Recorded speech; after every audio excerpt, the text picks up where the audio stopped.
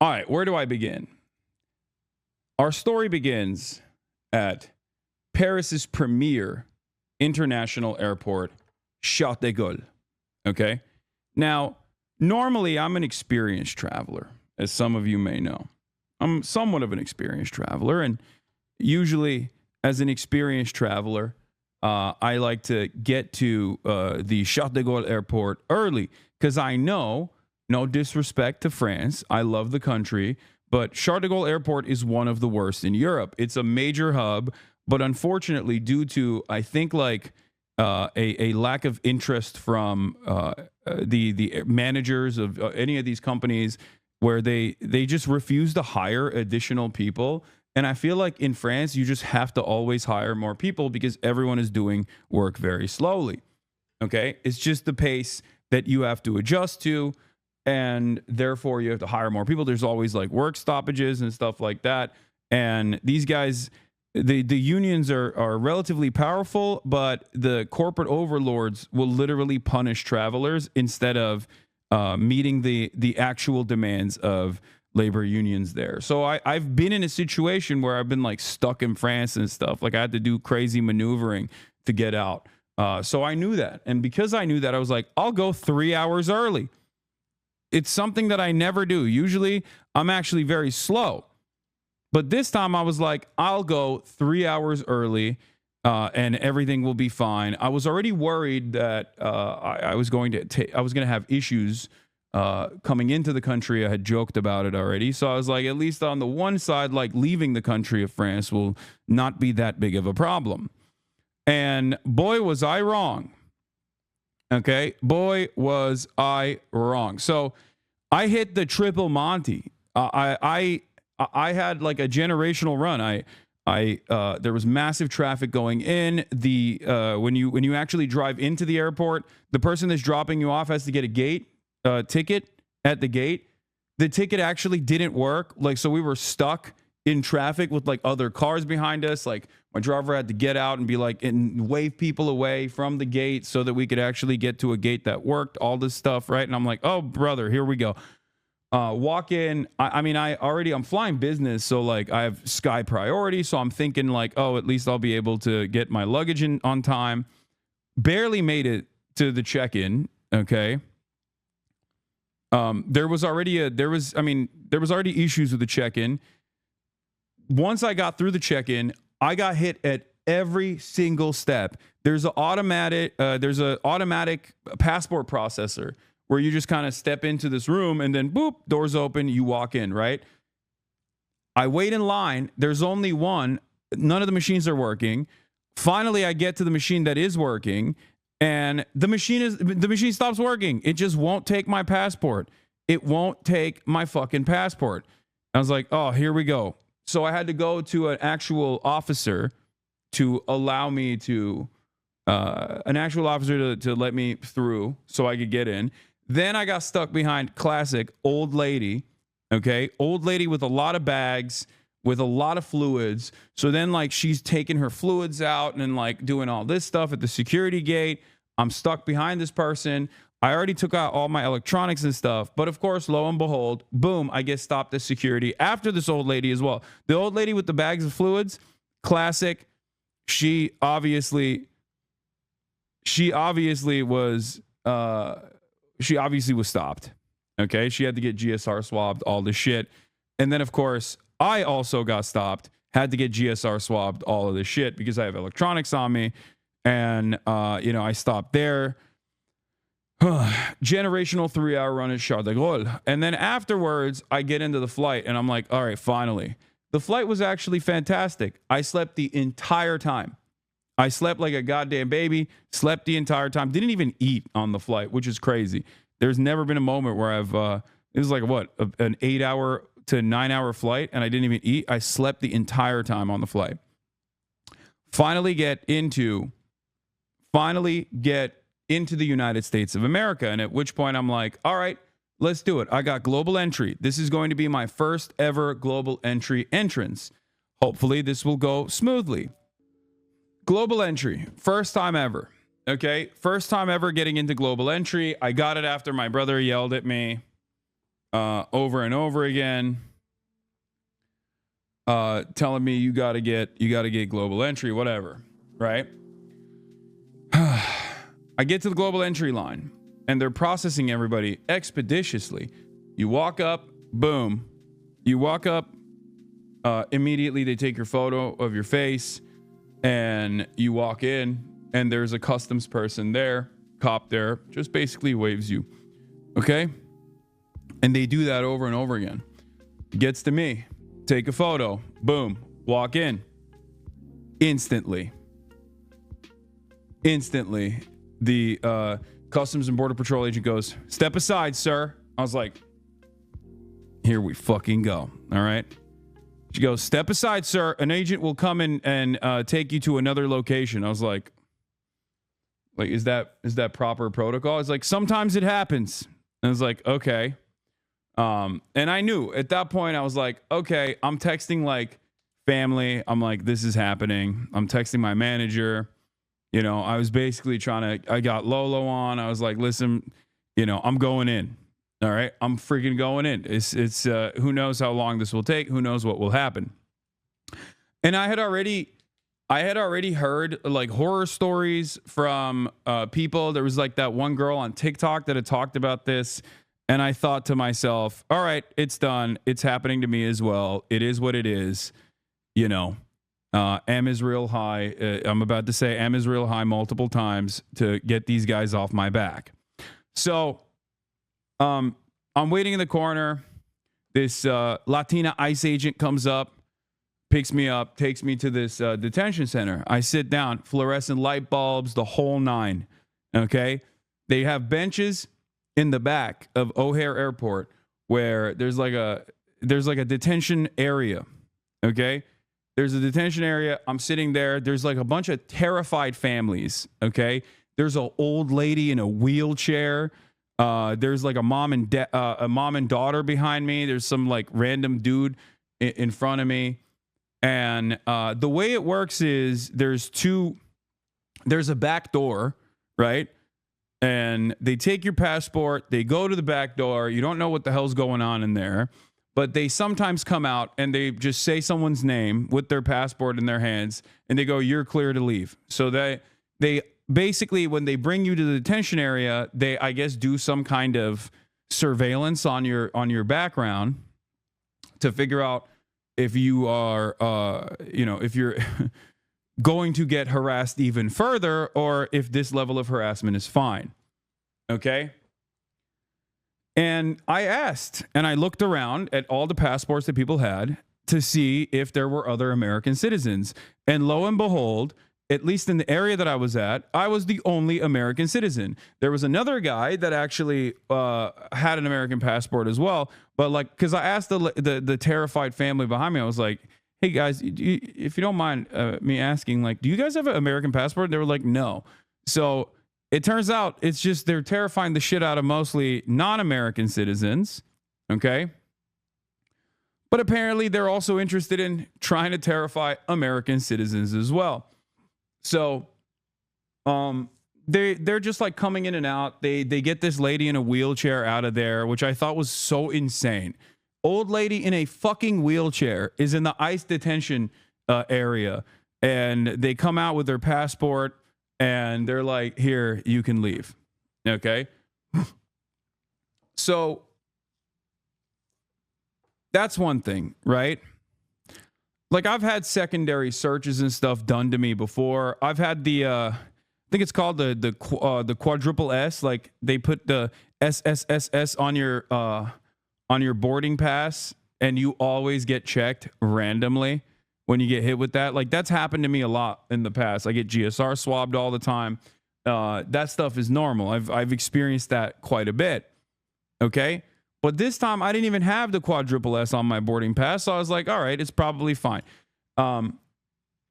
So I wait. Finally, this agent comes out, says, "Hasan, Piker." I'm like, "That's me. Coming with me." I'm like, "Oh, brother, here we go." They take me to this back room. Okay. And the back room is not great. Everything the back room is designed in the most hostile way I've ever been inside of a room. The vibes are really fucked back there. Everything is fluorescent light bulb, obviously, but they had these 2 seats that were firmly planted into the ground. Okay, they were complete metal. They were like tiny stools, very uncomfortable, with like braces on the side so you can handcuff someone to them. Okay, and there was also a seat for like a lawyer. So I sat down on the lawyer seat on the corner to establish dominance because I've watched too many JCS interrogation videos, and I knew I had to have command over the room. So I didn't sit in the cuck chair. Instead, I sat in the lawyer chair, and we got to talking. And let me tell you, folks, the TikTokers that talked about being detained, they were right.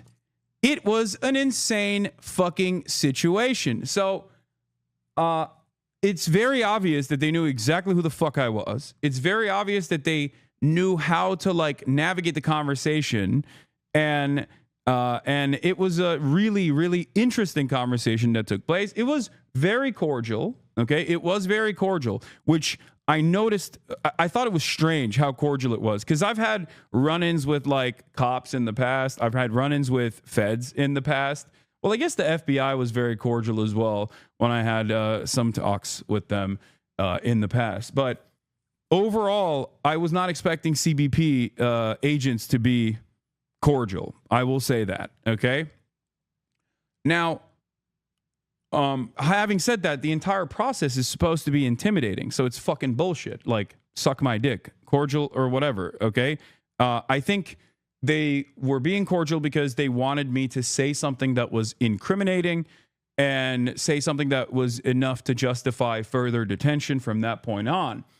And let me tell you, they certainly did do that. So he knew exactly who the fuck I was, but he was basically like broaching the conversation in a way where it was like free flowing, where in the process of discovery, he was adding on additional talking points. He always made it seem as though he was asking certain things that after discovering in the process of that conversation, he would ask additional questions. So, you know, he's like, oh, what are you doing in Chicago? And I was very revealing. I was like, well, I was in France because I want to take my family out for Mother's Day to France, but I had to come back early from France, even though today is technically Mother's Day, because I have a speaking engagement at University of Chicago.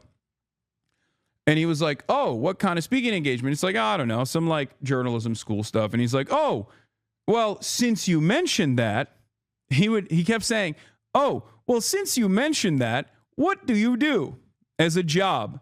And I was like, I'm a Twitch streamer. And he's like, well, since you mentioned that you were a Twitch streamer, what kind of things do you stream about? And at first I was like, do I just tell him I play video games? Because I don't think this motherfucker's going to believe me if I say I just play video games to him, right? So I was just like, yeah, I play video games, but I also do current events sometimes, drama, internet. And he's like, oh, do you talk about, since you mentioned that, you talk about the things that you talk about, do you talk about the news? And I was like, yeah, I talk about the news. And he kept saying, okay, so when you talk about the news, do you talk about the war? And I was like, what do you mean by that? He's like, do you talk about Trump?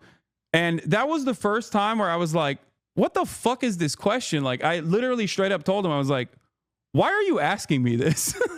Like, I was like, what does this have to do with anything?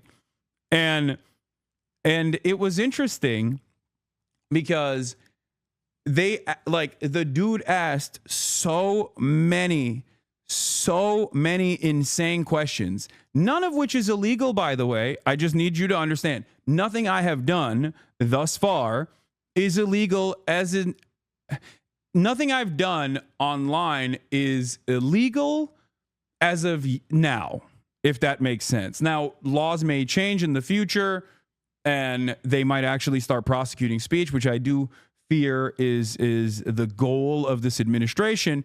But so far, everything I've done is fully protected under the First Amendment.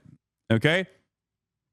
And none of these questions are actually valid questions to ask. But I was entertaining it because I didn't want to, I didn't want to present it as being difficult because I didn't want to extend the tension. And two, I actually wanted to see how far I could take it. Maybe it was fucked up of me to do that. Maybe it was not appropriate for me to do that, to play fast and loose with a person that has complete control over my life in that very moment. But I wanted to see like what they were trying to get away, like what they were trying to take from this conversation. And so, you know, instead of just pleading the fifth as I'm supposed to do in situations like this, I just kept giving him answers. And there were definitely areas where I was very revealing about my position, knowing full well that they know exactly what they're looking for. I saw no reason to hold back on certain things. So I said, I don't like Trump. I was like, what are you going to do? It's protected by the First Amendment. I don't like Trump. Yes. Right? Like, I was like, I'm not fond of him. I don't like him. He said he was going to end the wars. He hasn't ended the wars. What the fuck is up with that? You know? And the guy actually was very sympathetic. The agent was very sympathetic.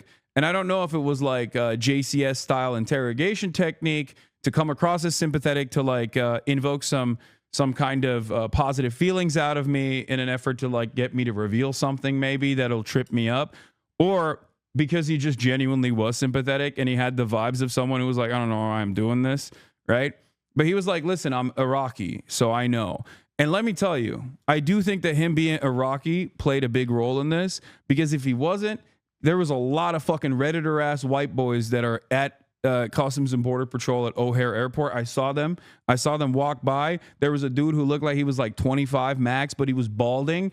And I knew immediately, if that motherfucker is my agent, I'm screwed. I'm going to CCOT. This dude is going to literally fucking cook me. So I got a little lucky. All right. I will admit. So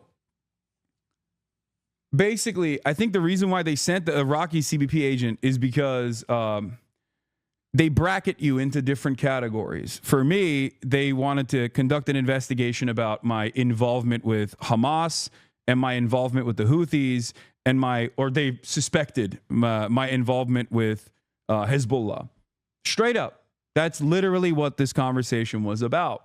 And it's not even a joke. Like, they straight up fucking tried to get something out of me that I think they could use to basically detain me permanently, which is insane, because there is no direct connection or direct involvement. So I'll say this much. So we're talking. You know, I'm telling him like, oh, I'm Chicago. I'm going to be speaking there for the journalism school. I told him like, you know, I don't like Donald Trump. And I was like, so why are you guys doing this? And he's like, oh, it's just like routine. It's a routine process. I was like, it doesn't feel too routine. And basically my big fear from the entire situation was like, if they were to ask for my phone, not that there's anything incriminating on my phone, but I don't want the fucking federal government inside of my phone beyond all of the times where they probably have been engaging in like warrantless surveillance on my phone or whatever the fuck. I don't like, it's not your business. You know what I mean? It's none of your fucking business. So it's a goddamn free country. Like, there's privacy laws for this kind of shit, right? So for those of you who don't know, by the way, they can't actually unlock your phone, but if you have biometrics on your phone, they could technically use that and put the phone to your face and unlock it that way. Hold on, let me fix this. Let me fix the banner. So just so you know, they could technically do that, okay? They could technically do that, but there's a trick. Either you get a burner phone when you're traveling internationally, or if you have your regular phone, you can just do a passcode by either canceling biometrics, or if you forgot to do so, if you forgot to cancel biometrics like your Face ID, what you can do is click it 5 times. If you click hold 5 times in a row, it will actually disable Face ID, and it will force you to put your passcode in. And because there are laws against like the agents not being able to force you to put your passcode in, they can't actually access your phone like that. Now, there's different methods of how they can access your phone. From what I understand, they can also put it on a computer and just like plug it into a machine, and the machine just basically takes all of the information in your phone. So it is what it is.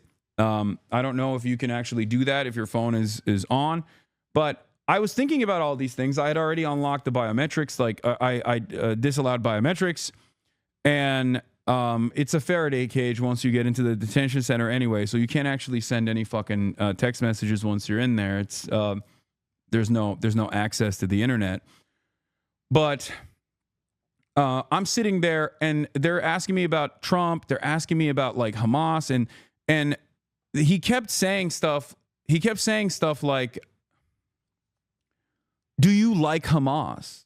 Like, do you support Hamas? Do you think Hamas is a resistance group? Do you think Hamas is a terrorist group or a resistance group? Like, he just kept asking over and over again, right? And I kept repeating the same statement over and over again. I kept saying, I kept saying a couple different things. One, in terms of like Israel and all the wars, I was like, I'm on the side of civilians. I want the endless bloodshed to end. I am a pacifist. I want wars to end. I just kept repeating that over and over again. Every single time he asked me a question, I just kept repeating that.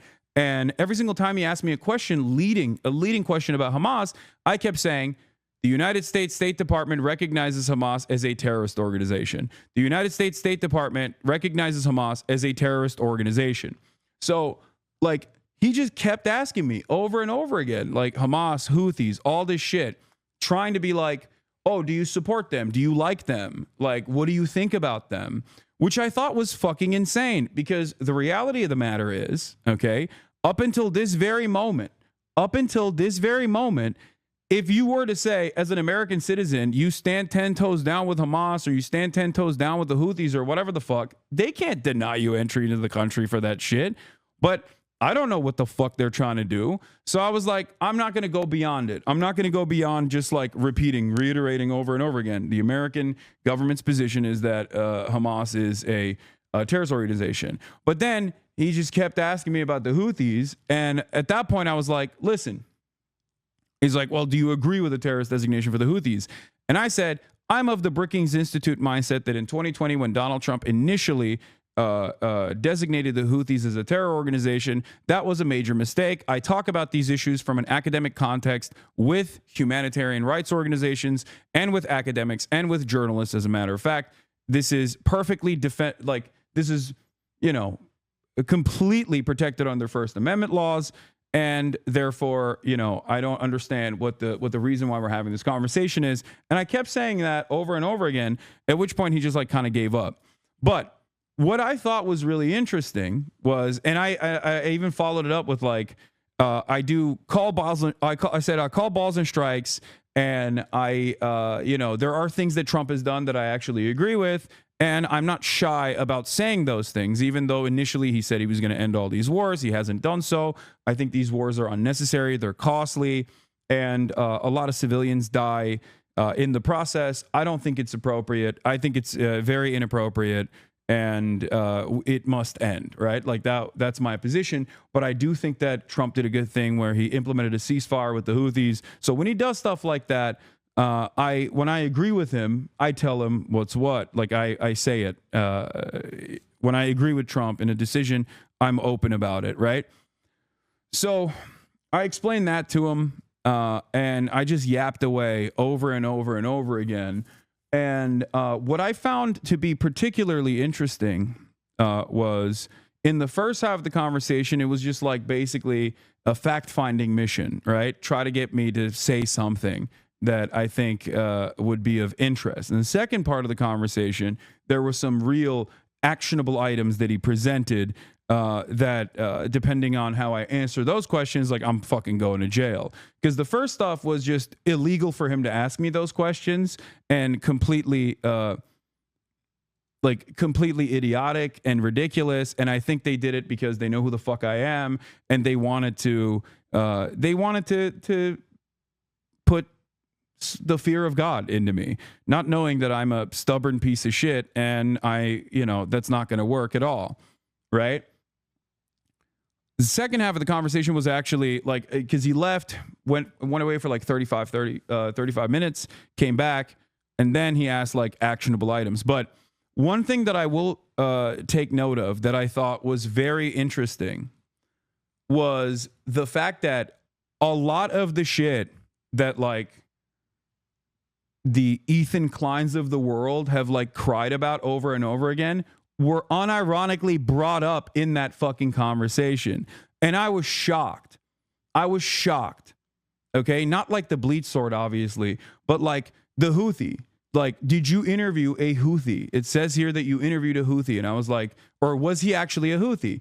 And I was like, he's not. You can look to all of the reporting that came up afterwards and before I interviewed him that he is not a Houthi, that he is a regular Yemeni citizen. And I said, like, his name is Rashid al-Haddad. He is not even a Shia. And the dude, luckily, again, Iraqi, went, oh, yeah, that's right. That's a Sunni last name. Al-Haddad is a Sunni last name. So he must not have been a Houthi. And the very fact that that was like a point of contention that could have fucking gotten me arrested is insane. And I genuinely, in that moment, was thinking like, these fucking dumbass slop tubers are actually playing with fucking fire. And I even thought about not even mentioning this because I was like, I don't want to give him any sort of like power over the situation. But like the reality of the matter is 100% the Trump administration is inadvertently working with a lot of these fucking dipshits. These dipshits are playing a formative role in getting people in trouble with the law. Okay, that is literally the case. It was shocking that that was the case, but it is the case. And it's actually very frustrating that it is the case, that this administration doesn't care. That's why they work with Beitar. That's why they work with all these other fucking insane groups. The Barry Weisses of the world actually have motion in this goddamn admin. Okay? So, they're cheering this on over at eSub. Yeah, I know. They can suck my dick. Liberals, by the way, cheering on one of the largest progressive voices in the country getting detained by the fucking Trump Gestapo. Like, what a wonderful progressive audience they have over there. Anyway, they're fucking straight up fascist at this point. So my point is, it's crazy that like these were actual questions. Like they asked me about my Twitch bans, okay? And I talked about blowback. I talked about how, I said America deserved 9/11 and it was misconstrued. I do have sometimes I use hyperbolic language and it gets taken out of context or whatever. And he agreed with the blowback sentiment in terms of like the 9/11 stuff. You're dumb. Yeah, no, I told him that. I was like, yeah, they asked me about my fucking Twitch bans, chat. It's not even a joke. They asked me about fucking Twitch chat. Like Twitch bans. Not Twitch chat, but Twitch bans. The other Twitch ban he asked me about was the last one that I got banned. And I explained to him like, this is, man, you really talk way too much. Lawyer would be pretty upset at you. Dude, what are you talking about? I know that under normal circumstances, I'm supposed to say, I want a lawyer. I don't want to talk to you. But nothing I'm doing is illegal. And I also wanted to see what would happen. Do you understand?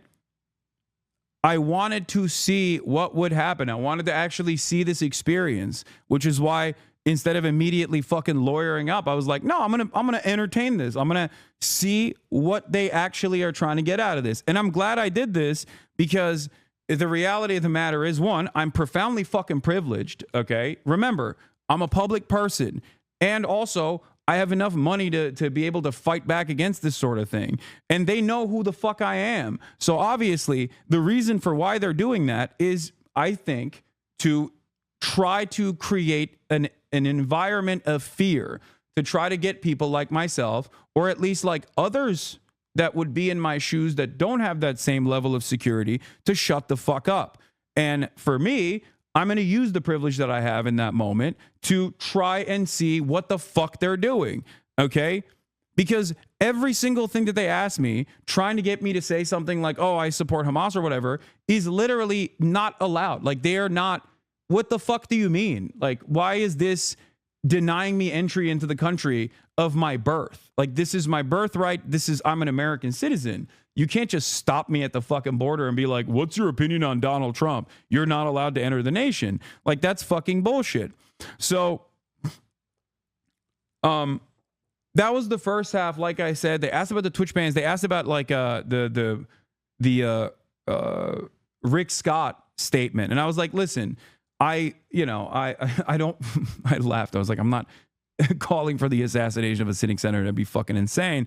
But instead, I explained to him, like, I was talking about the hypocrisy of the Republicans, blah blah blah. I explained away all that shit, and he was understanding.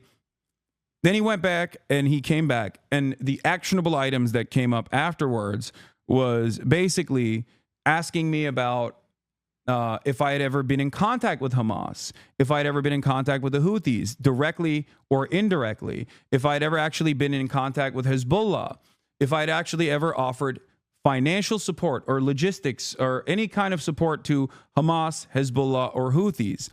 They straight up asked me that. I laughed. I said, no, of course not. But yeah, that was, once again, these are questions that they're asking.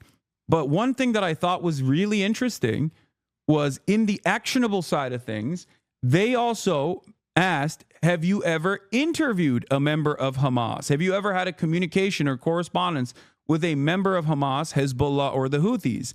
Now, what's really fucking insane about that is that as someone who works in media, sometimes I do actually do journalism, right? As I've maintained this position over and over again. And I said that I would, if given the opportunity, talk to someone that is a part of the Ansar Allah movement, a Houthi, or even Hamas, or even Hezbollah, right? I think that I have the right to do so. And what was interesting, you don't do journalism, you grift. I know, Chatter. That's why the fucking federal government is trying to arrest me. Yes, because I'm grifting too hard.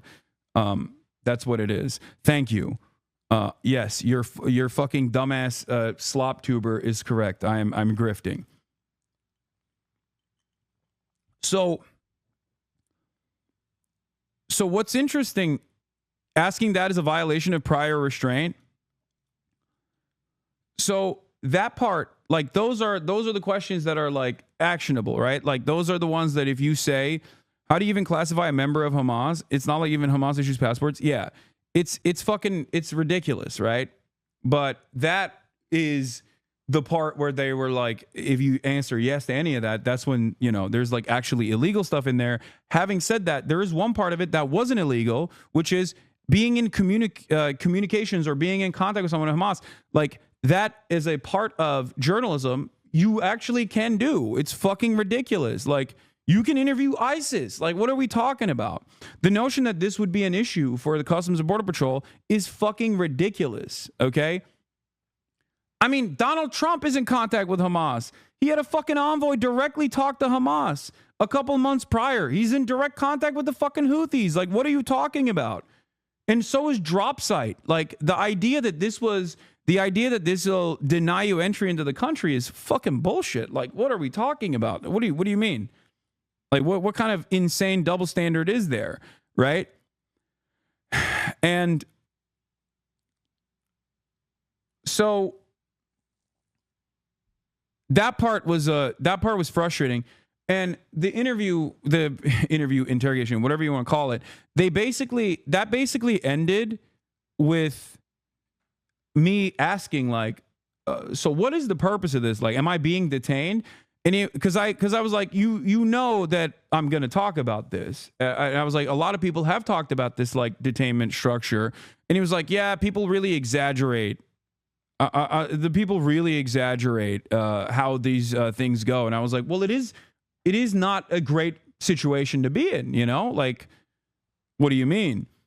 Yeah,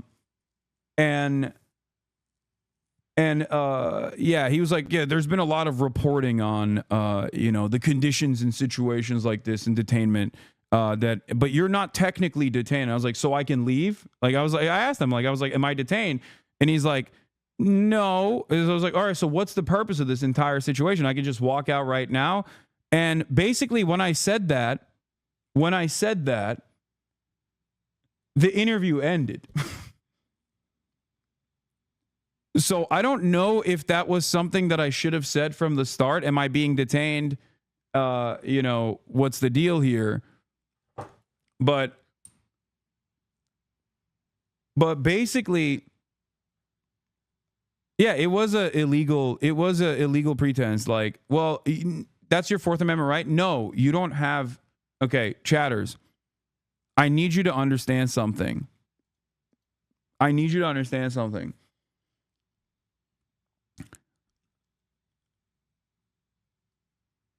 So after I said, am I being detained or whatever, he was like, no, well, he didn't like abruptly end it. He kept asking some questions, but it pretty much ended after that. And I don't know if that was like, I don't know if that's like I got lucky there. Because when I asked, like, am I free to go, that kind of stopped the process a little bit. And I don't know if that's the reason why I didn't have them look through my phone, but I wasn't planning on letting them look through my phone anyway. That was my point. Like, there was a line where I was going to say, I'm done with this. Either fucking arrest me or, let me go. I don't know what the fuck's happening here. And I got detained. I didn't get detained. Yes, chatter. Yes. ICE agents took me to a detention center. That is a de facto detention. Like, what are you talking about?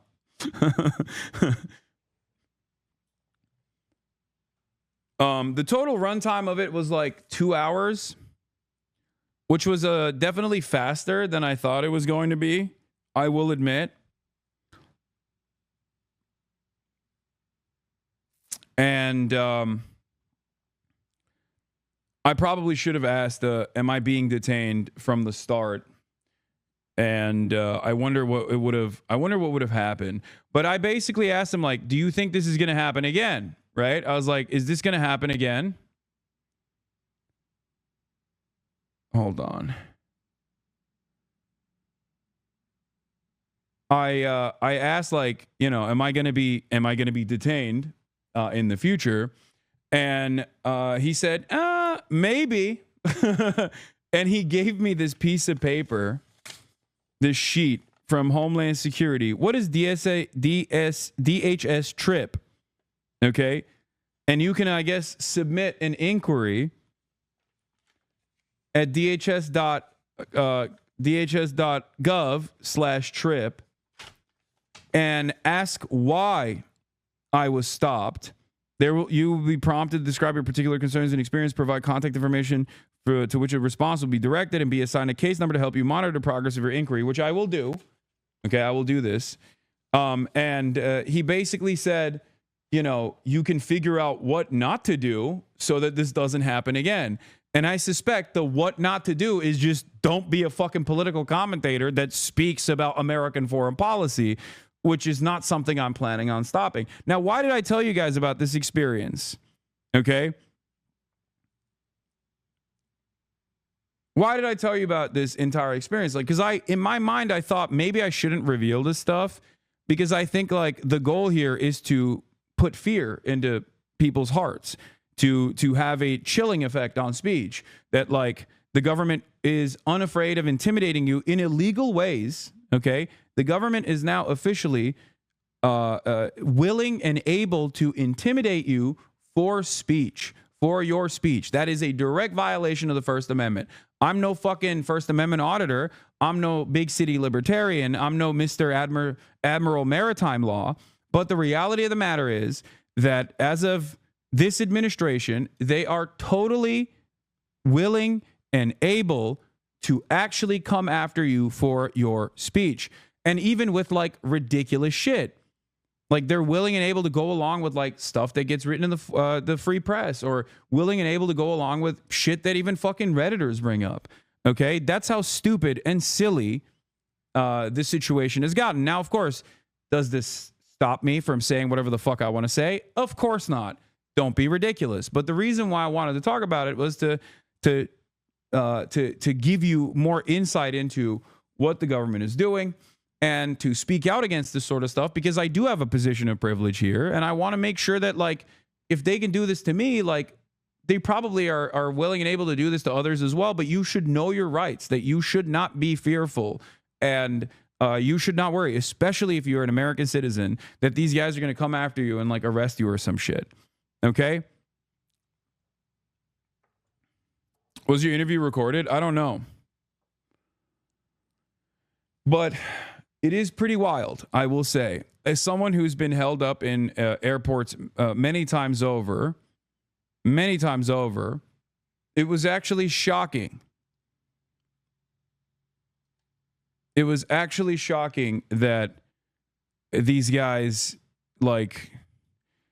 totally fucking grabbed me, knowing exactly who I am, knowing that I will most likely talk about this, with the hopes that I think that they would at least stoke some fear and threaten people like myself, and then also threaten others as a byproduct of this. I mean, it backfired in my situation, but I hope this doesn't discourage others from speaking out as well. It's fucking bullshit. They don't have the right to do this, okay? They do not have a right to do this. If you don't already know, your ops are doing mass email campaigns to the feds to try and get this exact same thing to happen. Yeah, I know. They can suck my cock for all of my fucking dumbass ops. I think it's really crazy.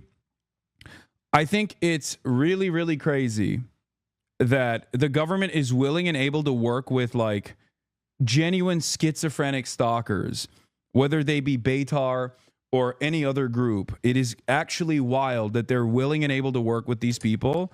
It blows my mind. But, you know, that is where we're at. It also blows my fucking mind that there are people who see this kind of stuff and go, oh, that's wonderful. It's like swatting. But this time, it's a it's a federal swatting that we can do. We can get the federal agents to, like, jail people that my favorite content creator doesn't like. But the problem is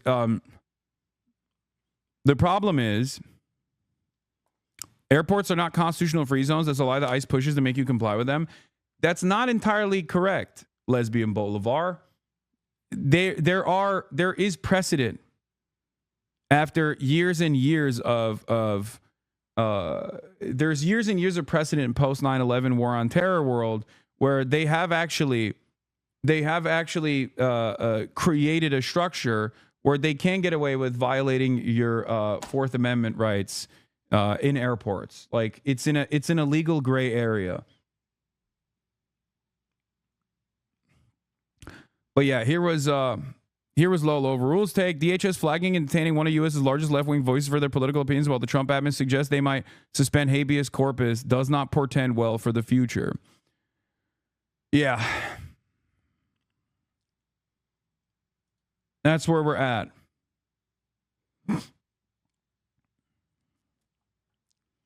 What was the reason for the detainment? You know what the reason for the detainment was.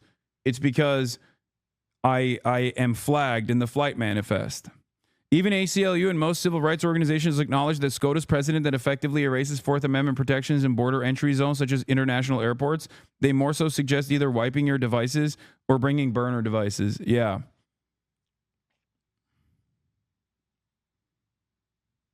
Saw you at O'Hare and tried to get a selfie with you, but your private security took you into a VIP room to avoid normies like me. Didn't realize you were too good for your fans. Some socialist you turned out to be. Good one. There was actually 2 Hasanabi heads at as I was walking out of ICE detention. There were 2 Hasanabi heads. They probably had no idea that I was walking out of ICE detention with a fucking agent in front of me, but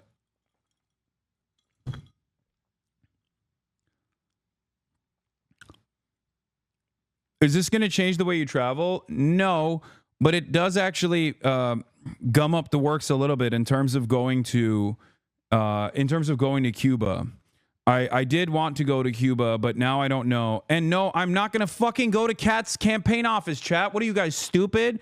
I'm sorry. I know she's excited, but you guys don't have to literally fucking be like, hey, can you, instead of covering the news, go to Kat's campaign office. I can't do that today, chat. There is a shit ton of news that I have to get to. And then at fucking 4 p.m., I have to leave to go to the University of Chicago, deliver a speech. Okay. There's a lot going on today. I'm sorry.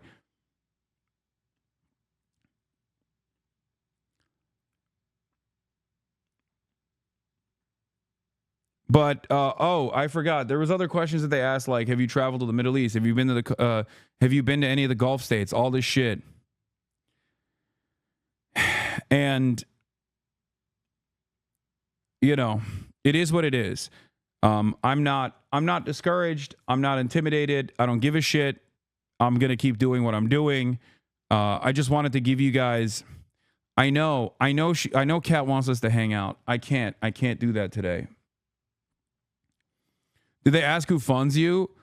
No, they asked if I funded them, not the other way around.